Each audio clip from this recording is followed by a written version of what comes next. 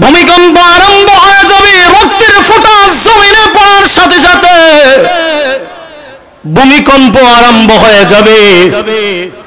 নবীরে যে কষ্ট দেয় তায়েফের যুবকরা কিন্তু এটা আন্দাজ করতে পারে না এটা কেমন নবী, কেমন নবী।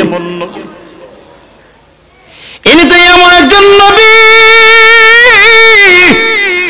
যার জন্য আল্লাহ আকাশ বানালেন, জমিন বানালেন, রাহমাতুল লিল আলামিন। যার জন্য তারা খাবার পায় সেই নবীরে তারা কষ্ট দেয়। এরা জালেমের দলেরা যে আলেমদের চোখের পানির মাধ্যমে, ছোট ছোট তালেবে ইলমদের চোখের পানির মাধ্যমে তোমরা আজকে রিজিক পাও, আজকে তাদেরকে চিনো না, তাদেরকে পাথর মারো, তাদের গায়ে রশ্মি বাঁধো। ও জালেমেরা, একবারও কি লক্ষ্য করেছো তাদের এই বাচ্চারা আজকে বাবারা একেও এতিম হয়ে গেছে? এতিম বাচ্চারা ছোট ছোট যদি হাতগুলো যদি আল্লাহর কাছে বাড়ায় দেয়, ইনশাআল্লাহ একদিন তোমাদের তক্তে তাও মিসমার হয়ে যাবে, চুরমার হয়ে যাবে। ওরে জালেমের দলেরা, একবারও কি চিন্তা করো না কাদের হাতে পায়ে এরকম রশ্মি লাগাও? চিন্তা করো না একবারও। গজব তো আসে পড়ার জন্য।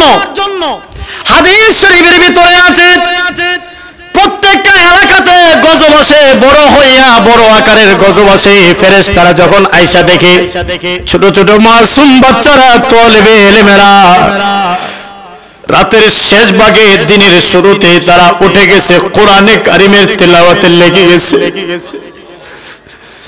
তারা তিলাওয়াত করতেছে। তালেবে ইলমদের কোরআনের আওয়াজ যখন শুনে, ফেরেশতারা যখন এই দৃশ্য দেখে, আর ঘরবাড়িগুলোর মধ্যে যখন দেখে প্রতিবন্ধী বিকলাঙ্গ লোক কিংবা অবলা নারীদেরকে যখন দেখে, ফেরেশতারা আল্লাহর কাছে যায় বলে আল্লাহ গজব দিবেন। ওই যে মাসুম বাচ্চারা কোরআনে কারিমের তিলাওয়াত করতে আছে, আল্লাহ এখানে কোরআনের তিলাওয়াত হয়, আপনি কেমনে গজব দিবেন? আল্লাহ তখন ফেরায় দেয়, যাস না, গজব দিস না, এখানে তালেবে কোরআনে কারিমের তিলাওয়াত করে গজবকে নিষেধ করে দেয়, গজব আর আসে না। তাহলে তারা তো জানে না কাদের মাধ্যমে আজকে তারা রিজিক পাইতেছে। না হয় ব্রিটেন, ইতালি, চীন, জাপানের মতো যেই করোনা আসছিল সমস্ত গুলা এরকম আল্লাহ চাইলে সাইজ করতে পারতেন কি পারতেন না? এটা তো আল্লাহর সাথে কানেকশন।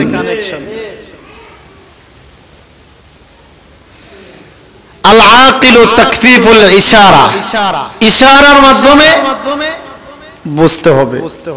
কারণ আমরা মুসলমান কিন্তু 5 আঙ্গুল দিয়ে ভাত খাই, অমুসলিমরাও খায়, আমরাও খাই, তবে বুঝতে হবে ওদের খাবার আর আমাদের খাবার কিন্তু এক না। আমরা রাসূলুল্লাহর তরিকা অনুযায়ী খাওয়ার চেষ্টা করি, কথা বলেন ঠিক নেই? তাইলে পার্থক্য আছে না নাই? পার্থক্য আছে। এজন্য সমস্ত আমি আসতেছি, আল্লাহ পাক মানুষকে শ্রেষ্ঠ বানিয়েছে। এর মধ্য থেকে আমি মনে করি মুসলমানগণ আবার আলহামদুলিল্লাহ অমুসলিমদের থেকে একটু ভালো ধারণা রাখে, এটা আমি মনে করি। যদিও তথ্য প্রযুক্তির দিক দিয়ে তারা অনেক ঊর্ধ্বে আছে, কিন্তু কথা হলো এই তথ্য প্রযুক্তি তো দুনিয়াতে, এটা তো আর আখিরাতে না। কথা বলেন ঠিক নেই? আমরা দুনিয়া নিয়েও চিন্তা করি, আখিরাত নিয়েও চিন্তা করি মুসলমানেরা, জোরে কোন ঠিক কিনা? আমার সম্মানিত সুবর্ণচরবাসী, আমি বলতেছিলাম আমরা যে যেভাবে আছি ইনশাআল্লাহ একদিন আল্লাহর সাহায্য, আল্লাহর বিজয় আসবে কি আসবে না? ইযা জাআ নাসরুল্লাহি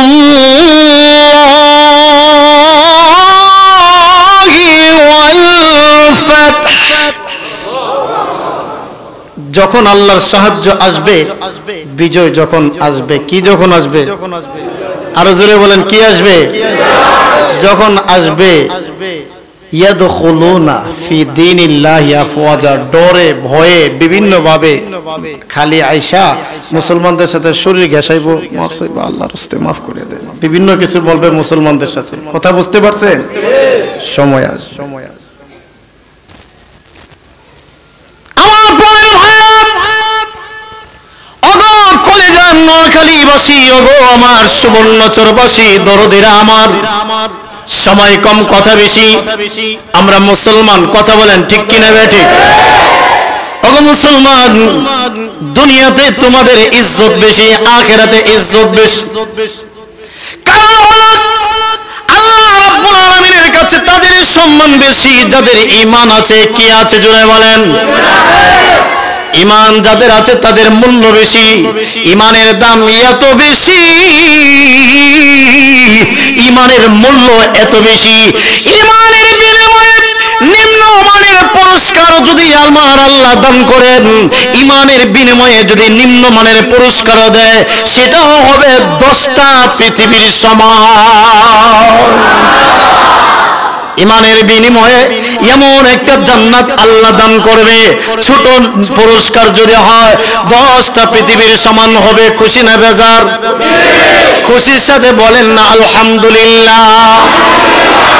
দুনিয়ার জমিনে আমরা কষ্ট করতে পারি, হাতের মধ্যে আমরা এইভাবে হাতে কষ্ট সহ্য করতে পারি, কোমরে কষ্ট সহ্য করতে পারি, আমরা বন্দী থাকতে পারি, কিন্তু আল্লাহ রাব্বুল আলামিনের ওয়াদা, ও মুমিন, ঈমান যদি আনতে পারো, ঈমানের মতো ঈমান যদি আনতে পারো, ঈমানটাকে যদি মজবুত করতে পারো, পাকাপোক্ত ঈমান যদি আনতে পারো, আল্লাহর ওয়াদা, ওয়াদাল্লাহুল্লাযীনা আমানু মিনকুম ওয়া আমিলুস সালিহাত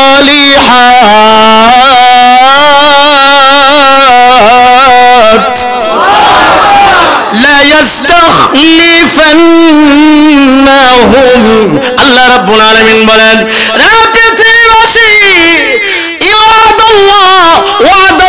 আল্লাহর ওয়াদা, আল্লাহর অঙ্গীকার, যদি তোমরা ঈমান আনো, যদি ঈমানের মতো ঈমান আনতে পারো মুমিন, তুমি পুরুষ হও আর নারী হও, ঈমানটাকে যদি পাকাপোক্ত করতে পারো, মজবুত ঈমান যদি আনতে পারো মুমিন, তাহলে তোমাদেরকে আল্লাহ রাব্বুল আলামিন লা ইস্তাখলিফান্নাহুম, আল্লাহ তাকিদ ব্যবহার করেছেন, অবশ্যই অত্যাবশ্যকীয় শব্দ ব্যবহার করেছেন। আল্লাহ বলে, মুমিন, অবশ্যই আমি আল্লাহ তোমাদেরকে কর্তৃত্ব দিব, নেতৃত্ব দিব, আমি আল্লাহ দুনিয়াতে তোমাদের বিজয় দান করব, ইজ্জত দিব, আখিরাতে তোমাদের সম্মান দিব। আমরা সেটার আশায়, সে আশায় কি আমরা আল্লাহ তোমার রহমতের কুদরতের দয়া দিয়ে বিশেষ করে এই জাতির রাহবার উলামায়ে কেরামদের প্রতি তুমি রহম করো, মুমিনদের প্রতি তুমি রহম করো। আল্লাহ নির্যাতিত, নিপীড়িত মুসলিম উলামায়ে কেরামদের শিশুদের কান্নাটা তুমি কবুল করো। তাদের স্ত্রীরা স্বামী বেঁচে থাকা সত্ত্বেও বিধবা জীবন যাপন করতেছে, বিধবাদের মতো। আমাদের কিছু আল্লামাদের, কিছু নির্যাতিত আল্লামাদের স্ত্রীরা স্বামী বেঁচে থাকা সত্ত্বেও বিধবাদের মতো জীবন যাপন করতেছে। কথা বুঝতে? আল্লাহ যেন তাদের কান্নাটা কবুল করেন। মজলুমের কান্না আল্লাহ সহ্য করে না। আল্লাহ পাক রব্বুল আলামিন মজলুমের কান্নাকে ফেরত দেয় না। আল্লাহ যেন কবুল করে। আমার কলিজার প্রিয় যুবকেরা, ইসলাম এমন একটা পর্যায়ে, মুসলমান এমন একটা পর্যায়ে এসে দাঁড়িয়েছে, মুসলমান আছে কিন্তু মুসলমান একটু নড়াচড়া করবে সে সুযোগ নাই। ও মুসলমান, তবে সেই রাস্তাটা তোমাকে আমাকে বের করে নিতে হবে ইনশাআল্লাহ, বের হয়ে যাবে ইনশাআল্লাহ। সেই সুযোগটা, আল্লাহু আকবার। ঈমান বড় দামি জিনিস। ঈমান যত, ঈমান এত দামি, এত দামি ঈমান, ঈমান এত দামি। আল্লাহু আকবার কবীরা। একটু আগে বললাম ঈমানের বিনিময়ে আল্লাহ কর্তৃত্ব দেয়, নেতৃত্ব দেয়। ঈমানের বিনিময়ে আল্লাহ দুনিয়া দেয়, আখিরাত দেয়। ঈমানের বিনিময়ে আল্লাহ দুনিয়াতে আখিরাতে সম্মান বাড়ায়, ইজ্জত বাড়ায়। সুতরাং যে ঈমানের মাধ্যমে দুনিয়া আখিরাতে সফলতা অর্জন করা যায়, যে ঈমানের মাধ্যমে নিম্নমানের পুরস্কার 10টা পৃথিবীর সমান জান্নাত পাওয়া যায়, এই ঈমানটাকে নেওয়ার জন্য ইবলিস নামের দুষ্টরা চেষ্টা করবে কি করবে না? আর জোরে বলেন, ষড়যন্ত্র করবে কি করবে না? আজকে যদি বলা হয়, ও চরজব্বরের মানুষেরা, যদি আজকে বলা হয় যারা এরকম ভাবে যে কোনো একটা ব্যক্তিকে যদি বলা হয় যে এই কাজটা করলে, এমন একটা স্বর্ণের টুকরা আছে মনে করেন আপনার কাছে, যে স্বর্ণের টুকরাটা বিক্রি করলে গোটা নোয়াখালী জেলার মতো একটা জেলা কিনতে পারবেন, তাহলে এটার দাম কম না বেশি? এমন একটা হীরার খণ্ড আপনার কাছে আছে যেটা বিক্রি করলে আপনি এমন একটা এই চট্টগ্রাম বিভাগ কিনতে পারবেন। এখন কথা হইলো, এটা যদি আপনার কাছে থাকে, এটা নেওয়ার জন্য চোর, সন্ত্রাস, ডাকাতরা চেষ্টা করবে কিনা? আসতে বলেন, পেছনের লোকেরা করবে কিনা? আপনার উপরে হামলা আসার সম্ভাবনা আসেনি? যদি হামলা করে, কে আস্তে হামলা করবে না তুমুল ভাবে লড়াই করবে আপনার সাথে?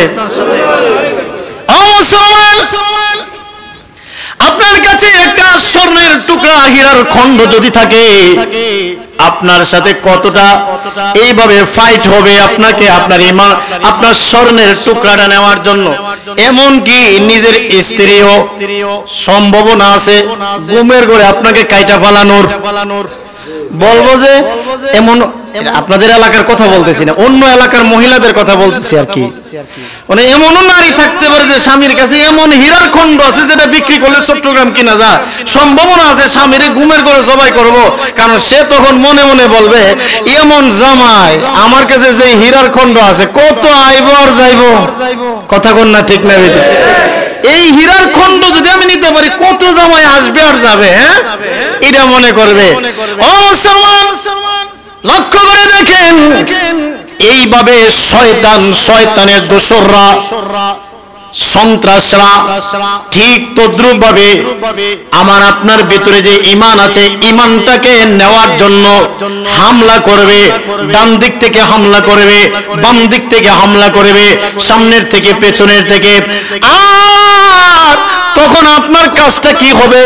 আপনি তখন বলবেন, জীবন যায় যাক, জান যায় যাক, তবু এই হীরার খণ্ড ছাড়তে রাজি না। যার মাধ্যমে কি করলে আমি ছাড়তে রাজি না, জান যায় যাক, মান যায় যাক, তথাপি হীরার খণ্ড ছাড়তে রাজি। ঠিক তদ্রুপভাবে আমার ঈমানকে রক্ষা করার জন্য আমার জান যায়, জীবন যায়, মান যায় যাক, তবু আমি আমার ইসলাম, আমার ঈমানকে হেফাজত করব। যায় জীবন যাক, আমার ঈমানকে আমি রক্ষা করব। আল্লাহু আকবার। ঈমানের পথে, কষ্ট হচ্ছে আপনাদের? ঈমানের পথে অবিচল থেকে আমার মরণ যেন হয়। পড়েন আমার সাথে, ঈমানের পথে অবিচল থেকে আমার মরণ যেন তোমার কাছে মিনতি আমার, তোমার কাছে মিনতি আমার, মহামহিম দয়াময়। ঈমানের পথে অবিচল থেকে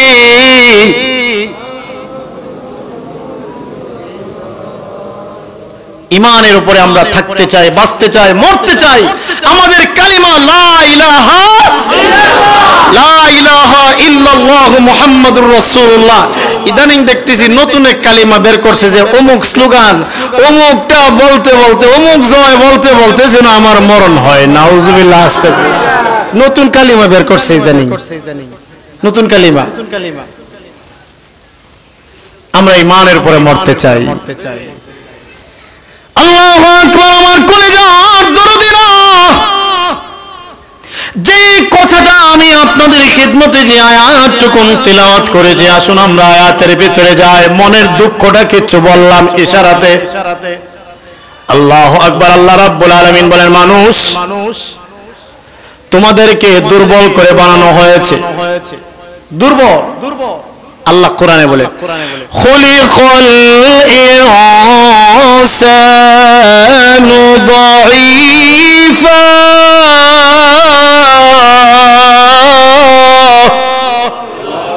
মানুষকে দুর্বল করে সৃষ্টি করা হয়েছে, দুর্বল মানুষ।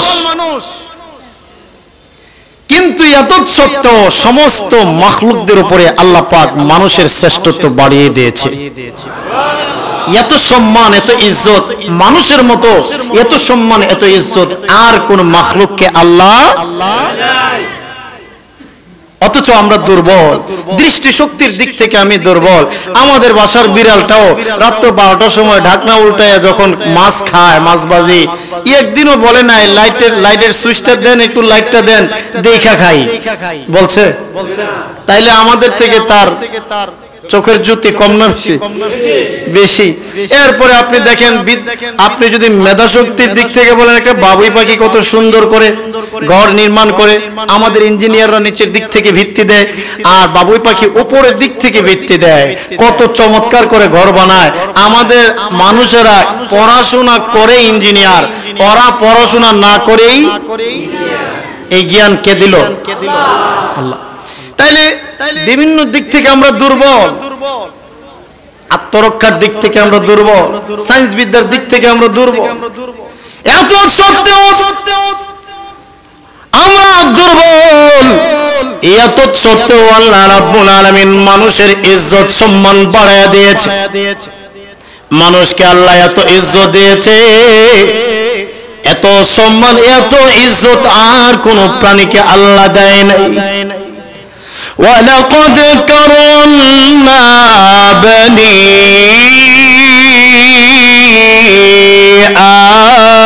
آدَمَ।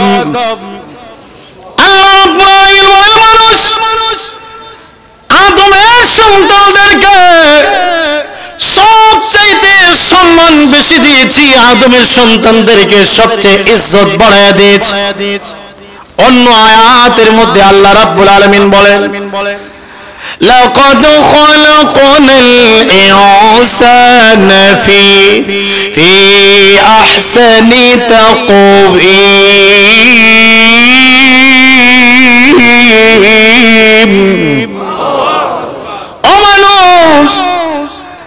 নিশ্চয় নিশ্চয় আল্লাহ রাব্বুল আলামিন বলেন, নিশ্চয় নিশ্চয় লাকাদ খালাকনাল ইনসানা ফি আহসানি তাকওয়িম। সুন্দর অবয়বে আমি আল্লাহ সৃষ্টি করেছি মানুষদেরকে। মানুষ এত সুন্দর, আর কোনো প্রাণী সুন্দর নয়। মানুষ সুন্দরবন যায় দেখবেন, হাতি যখন এরকম সুন্দরবন যখন দেখে, সুন্দরবনের গাছপালা যখন দেখে, মানুষ প্রশংসা করে, এর সুন্দরবন এত সুন্দর করে আল্লাহ তোমাকে বানিয়েছে, এতগুলো গাছপালা তোমার মধ্যে, মানুষেরা প্রশংসা করে। অথচ লক্ষ্য করে দেখেন না, বড় জাহানের ভিতরে যা আছে, ছোট জাহানের মধ্যে তা আছে।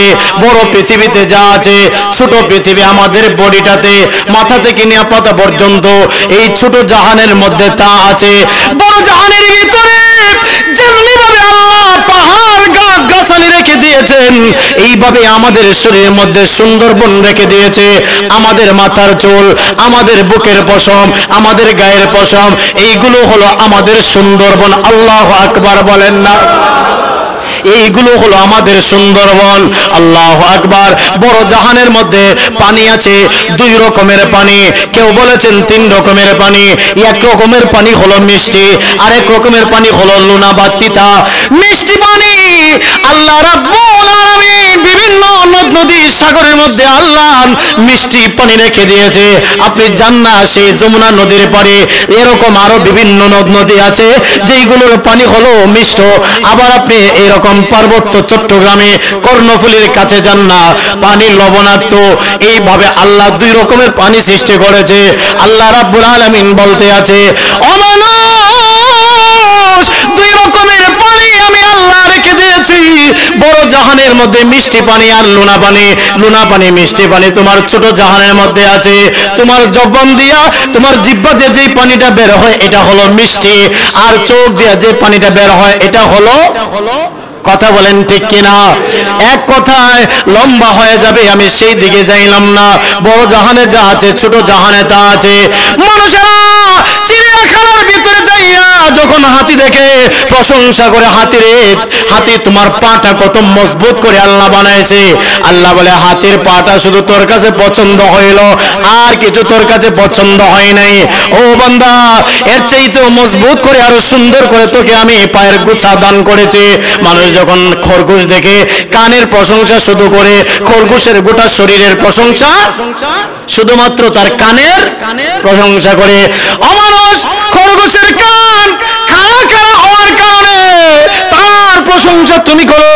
ও মানুষ, খরগোশের চাইতে সুন্দর করে তোমার কানটা আমি আল্লাহ খাড়া খাড়া করে বানায় দিয়েছি। এইভাবে আপনি লক্ষ্য করে দেখেন, যতটা মাখলুকের দিকে তাকাইবেন আপনি আল্লাহর পরিচয় পেয়ে যাবেন। আল্লাহু আকবার কাবীরা। বড় জাহানে যা আছে ছোট জাহানে তা আছে। আমি বলতেছিলাম মানুষকে বড় সুন্দর করে বানিয়েছে। আমরা মানুষ দুর্বল, দুর্বল হওয়া সত্ত্বেও আল্লাহ রাব্বুল আলামিন আমাদেরকে সম্মান ইজ্জত বাড়ায় দিয়েছে। কেন বাড়ায় দিয়েছে? তিনটা কারণে মানুষের ইজ্জত আর সম্মান বাড়ায় দিয়েছে। সুবহানাল্লাহ বলবেন? কয়টা কারণে? তিনটা কারণে মানুষের সম্মান আল্লাহ বাড়ায় দিয়েছেন। মুফাসসিরিনে কেরাম বলেন, একটা কারণ হলো, ও মানুষ, অন্য কোন মাখলুক, অন্য কোন প্রাণীকে আল্লাহ খলিফা বানায়া পাঠান নাই, প্রতিনিধি হিসেবে পাঠান নাই। আল্লাহ রাব্বুল আলামিন শুধুমাত্র মানুষদেরকে আল্লাহর পক্ষ থেকে নবী রাসূলদের পরে এইভাবে এক কথায় সকল মানুষকে আল্লাহ প্রতিনিধি হিসেবে পাঠাইয়াছে, প্রতিনিধি বানায়া পাঠাইয়াছে। প্রতিনিধি কাকে বলে? মেম্বার সাহেবের অনুপস্থিতিতে দায়িত্ব যিনি চালায় নেয় তাকে বলে প্রতিনিধি। চেয়ারম্যান সাহেবের অনুপস্থিতিতে দায়িত্ব যিনি চালায় নেয় তাকে বলা হয় প্রতিনিধি। মন্ত্রীর অনুপস্থিতিতে তার দায়িত্ব, তার কাজটা যিনি চালায় নেয় তাকে বলা হয় প্রতিনিধি। ও মানুষ, নবী রাসূল পাঠাইয়াছি, নবী রাসূলদের পরে দ্বীনের কাজ, ইসলামের কাজ, কোরআনের দাওয়াত, কালিমার দাওয়াতে কাজ তোমরা আগায় নেবে, প্রতিনিধি হিসেবে তোমাদেরকে পাঠিয়েছি। তাই মানুষ, তোমাদেরকে যেহেতু প্রতিনিধি বানাইয়া পৃথিবীতে পাঠিয়েছি, এই জন্য অন্য কোন মাখলুককে সম্মান দেই নাই। মানুষ, সবার চাইতে সবচেয়ে বেশি সম্মান তোমাদের বাড়াইয়া দিয়েছি। আমরা সবাই কি প্রতিনিধি? আমরা সবাই কি প্রতিনিধি? এখন আমরা দায়িত্ব কতটুকু পালন করতেছি আল্লাহর পক্ষ থেকে? কোরআনের দায়িত্ব, কোরআনের হক কে কতটুকু আদায় করতেছি? নিজে নিজে বুকের মধ্যে হাত দিয়ে একটু দেখেন কে কতটুকু দায়িত্ব পালন করতেছি। আমরা তো প্রতিনিধি, আল্লাহর দ্বীনের কাজ কতটুকু করতেছি? অথচ এই দিন, এই রক্তমাখা দিন আল্লাহ নবী আমাদের কাছে আমানত রেখে গিয়েছেন। উম্মতেরা রে, এই রক্তমাখা দিন তোমাদের কাছে আমানত। এই দিনের সংরক্ষণের দায়িত্ব, এই দিনকে হেফাজত করা, নিজে দিন শিখবে, সন্তানকে শিখাবে, অপরকে শিখাবে, এটা তোমাদের দায়িত্ব। আমার নবী, আপনার নবী রাহমাতুল লিল আলামিন মক্কা নগরীতে দিনের দাওয়াত দেয়। কাফের মুশরিকেরা নবীজির দাওয়াত মানে না। আল্লাহর নবী হযরতে যায়েদ রাদিয়াল্লাহু আনহুকে ডাক দেয়া বলে, যায়েদ রে চলো, মক্কার লোকেরা ইসলাম ধর্ম গ্রহণ করে না, চলো আমরা তায়েফের দিকে যাই, কষ্ট হচ্ছে আপনাদের। হযরতে যায়েদ রাদিয়াল্লাহু আনহুকে নিয়ে তায়েফের দিকে গেলেন। তায়েফের ভিতরে ঢোকার পরে নবীজি যখন দাওয়াত দেয়, তায়েফের লোকেরা ইসলাম ধর্ম গ্রহণ করে না। ঘটনা আপনারা জানেন। তারপর বুজুর্গানে দিন থেকেও আপনারা শুনেন, বিভিন্ন ওয়াইজিনদের থেকে শুনেন। তারপর বলতেছি যাতে আমাদের জন্য আরেকটু বেশি মুজাকারা করলে, বেশি আলোচনা করলে আমাদের অন্তরে যেন বসে যায়। আমার নবী, আপনার নবী রাহমাতুল লিল আলামিন দিনের জন্য, ইসলামের জন্য কি পরিমাণের কষ্ট করেছে। আল্লাহু আকবার। তায়েফের ভিতরে ঢুকে নবীজি দিনের দাওয়াত দেয়, কিন্তু তায়েফের লোকেরা নবীজির দাওয়াত মানে নাই। উল্টা আমার নবী, আপনার নবীর দিকে পাথর ছোড়া আরম্ভ করে দিয়েছে। তায়েফের যুবকদের কি লেলা দিয়েছে নবীজির গায়ে পাথর মারার জন্য। আমার নবী, আপনার নবী, যে নবীজির গায়ে মশা মাছি বসা হারাম ছিল, ওই মুবারক শরীরে তারা পাথর মারে।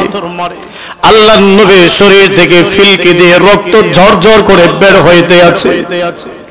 নবীজি বলে, যায়েদ রে,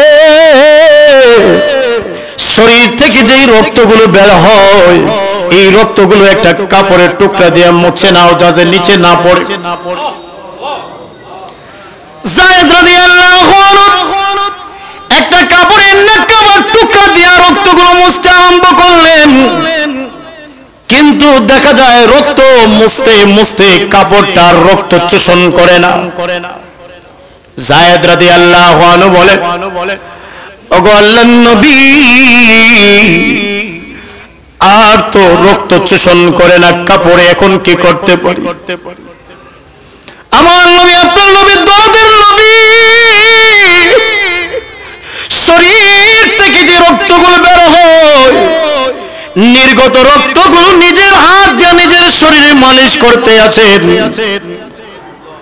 হযরতে যায়েদ রাদিয়াল্লাহু আনহু বলেন, ওগো নবীজি, শরীর থেকে যে রক্তগুলো বের হয়, এইগুলো মালিশ করলে তো ভেতরে প্রবেশ করবে না, এরপরেও আপনি এমন কেন করতে আছেন?